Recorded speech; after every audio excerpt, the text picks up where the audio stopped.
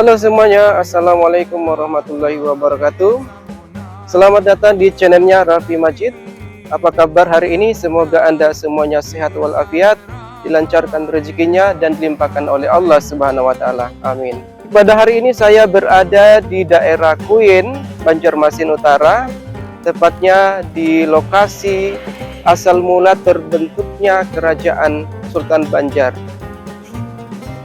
Daerah Kuin ini juga disebut sebagai Banjar Lama karena di sini merupakan lokasi awal mula terbentuknya Kesultanan Banjar.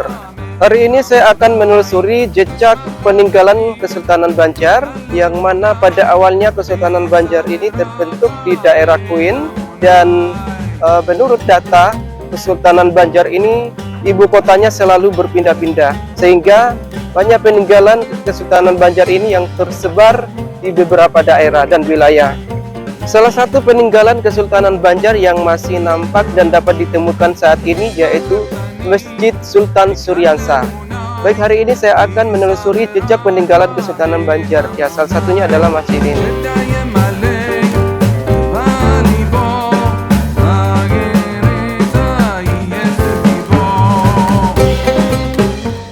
Baik guys, kita langsung aja masuk ke dalam Masjid Sultan Suryansa. Allahumma firli waftahli rahmatik. Ya, jadi Masjid Sultan Suryansa ini merupakan masjid yang terletak di Banjarmasin, Provinsi Kalimantan Selatan. Masjid ini berada di dekat Sungai Kuin, tepatnya di Jalan Kuin Utara, Desa Kuin Utara, Kecamatan Banjarmasin Utara.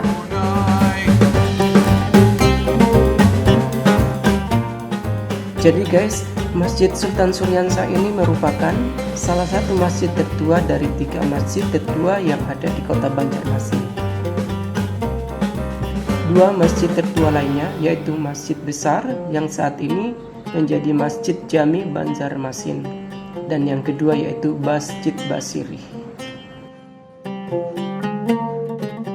Masjid Sultan Suryansa ini dibangun pada masa pemerintahan Sultan Suryansa, yaitu 1526 sampai 1550, merupakan Raja Banjar pertama yang memeluk agama Islam.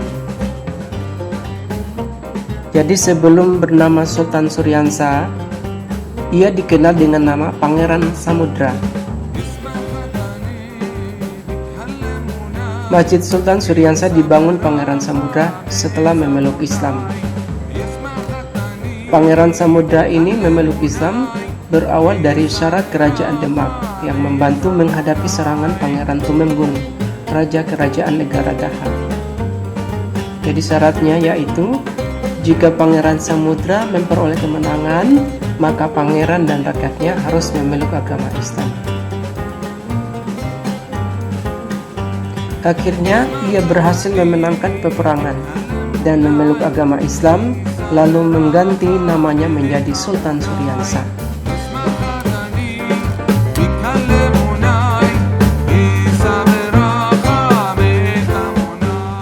Tidak lama kemudian, Sultan Suryansa membangun Masjid Sultan Suryansa sebagai tempat ibadah. Lokasi pendirian masjid merupakan kawasan Banjar Lama, yang merupakan situs ibu kota Kesultanan Banjar pertama. Dari segi arsitektur Masjid Sultan Suryansa, Masjid Sultan Suryansa ini dibangun dengan gaya arsitektur khas Banjar. Jadi konstruksinya berupa rumah panggung berbahan dasar kayu ulin dengan atap tumpang 3 dan hiasan mustaka di bagian atapnya. Masjid ini berada di area lahan dengan ukuran 30 x 25 meter dengan ukuran panjang 15,50 meter, lebarnya 15,70 meter, dan tingginya yaitu 10 meter. Masjid ini dilengkapi dengan ragam hias bangunan berupa kayu ulin pada bagian mimbar yang terletak di dalam masjid. Selain itu, lengkungan di bagian muka mimbar dihiasi kaligrafi Arab. Ragam hias lainnya berupa sulur-suluran berupa kelopak bunga dan arabes yang distilir atau diundak-undak di bagian bawah tempat duduk mimbar. Jadi keunikan masjid ini guys, atap bagian mihrab terpisah dari bangunan induk. Kemudian pintu di sebelah barat dan timur masjid terdapat inskripsi Arab berbahasa Melayu yang ditulis dalam bidang berukuran 0,5 x 0,5 meter. Untuk pola ruang Masjid Sultan Suryansa, Masjid Sultan Suryansa ini memiliki pola ruang yang diadaptasi dari Masjid Agung Demak. Pengaruh ini sejalan dengan masuknya Islam ke daerah ini oleh Khatib Dayan. Ya, jadi Khatib Dayan ini merupakan tokoh ulama pada waktu itu. Arsitektur Masjid Demak dipengaruhi oleh arsitektur Jawa kuno pada masa kerajaan Hindu. Identifikasi pengaruh bangunan tersebut terlihat pada 3 aspek pokok, yaitu atap meru, ruang keramat, dan tiang buru. Meru merupakan ciri khas bangunan suci di Jawa dan Bali. Bentuknya berupa atap bertingkat dan mengecil di bagian atasnya sebagai wujud lambang vertikalitas kekuasaan ke atas. Kemudian Masjid Sultan Suryansa menggunakan atap meru. Atap masjid dibuat besar dan terkesan dominan, sehingga kesan ruang di bawahnya merupakan ruang suci yang biasa disebut cela. Sedangkan tiang buru melingkupi ruang cela yang terletak di depan ruang mihrab. Sehingga secara kosmologi, cela lebih penting daripada mihrab. Arsitektur Masjid Demak dipengaruhi oleh arsitektur Jawa kuno pada masa kerajaan Hindu. Identifikasi pengaruh bangunan tersebut terlihat pada 3 aspek pokok, yaitu atap meru, ruang keramat, dan tiang buru. Meru merupakan ciri khas bangunan suci di Jawa dan Bali. Bentuknya berupa atap bertingkat dan mengecil di bagian atasnya sebagai wujud lambang vertikalitas kekuasaan ke atas. Kemudian Masjid Sultan Suryansa menggunakan atap meru. Atap masjid dibuat besar dan terkesan dominan, sehingga kesan ruang di bawahnya merupakan ruang suci yang biasa disebut cela. Sedangkan tiang buru melingkupi ruang cela yang terletak di depan ruang mihrab. Sehingga secara kosmologi, cela lebih penting daripada mihrab.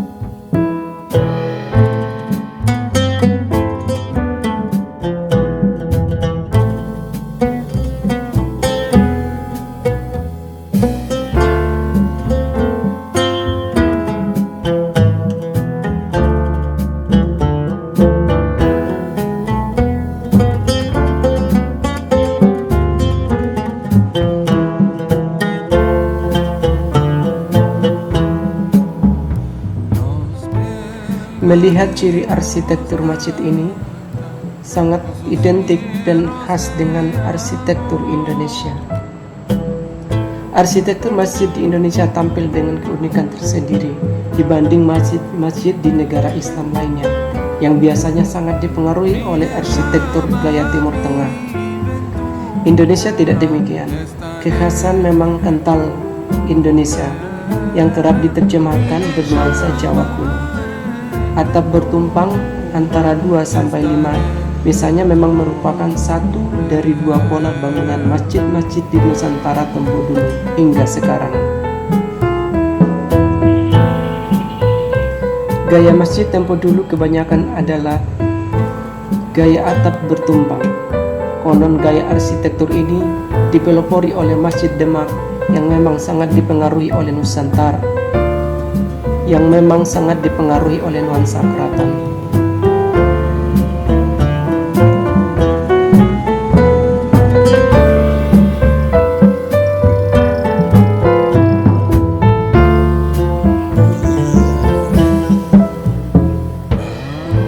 Walaupun masjid ini dikerjakan oleh tukang-tukang dari kampung Kuin sendiri, namun dalam hal pengawasan dipegang oleh Khatib Dayan, utusan dari Jawa.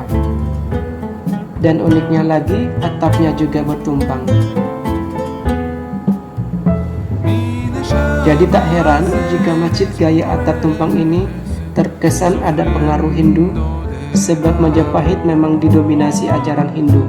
Lalu gaya ini terbawa hingga sekarang.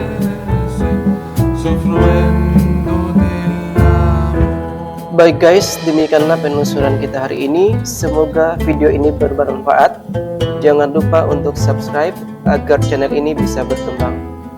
Sekian dan terima kasih. Assalamualaikum warahmatullahi wabarakatuh dan sampai jumpa.